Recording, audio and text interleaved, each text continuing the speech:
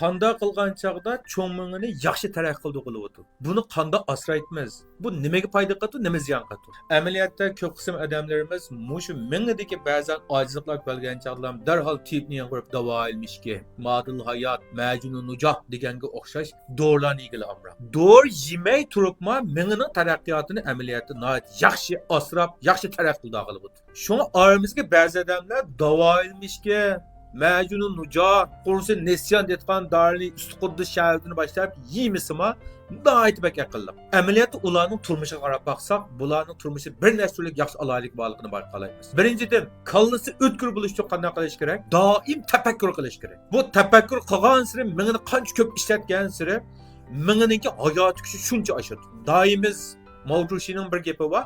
İşletken a'zo taraqqiy qilur, ishlatmagan a'zo rudumatlashur deb. Bu a'zoyingizni qancha tafakkuringizni qancha ko'p ishlatgan siri mingining hayotiy kuchi eshib, mingining o'tkirchanligi tig'inbak yuqurlaydi.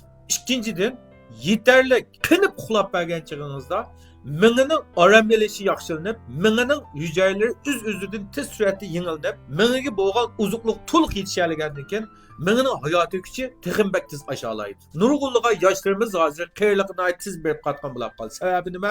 Qinib uxlamaydi. Kech-kechalab o'ynaydi. Yoki bo'lmasa kech-kechalab güneşga turib, yoki bo'lmasa kech-kechalab telefon ko'rdi. Demak, kechilik uyquni qinib, rahat uxlayolmagan chig'idimi minginingki aqliy tafakkuri zo'r darajada zaxmiga uchraydi. Shuni qinib uxlab berishning o'zi mingining ajoyib yaxshi uzuq.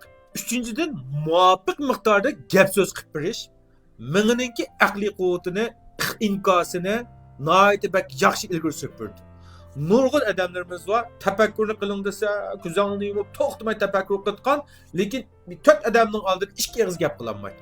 Shunga gap qilib berishning o'zima minginingki inkosini tizitib, mingingligi bo'lgan sezgurchanlik yuqori ko'tarilib, minginglingki masalalarni hal qilish iqtidori, masalalarga bo'lgan yechimini nihoyat tez suratda sizlarga namoyon qilib beradi. Demak, gap so'zni muvofiq joyda qilishni o'rganishning o'zima mingi taraqqiyotiga nihoyat bak zo'r foydali.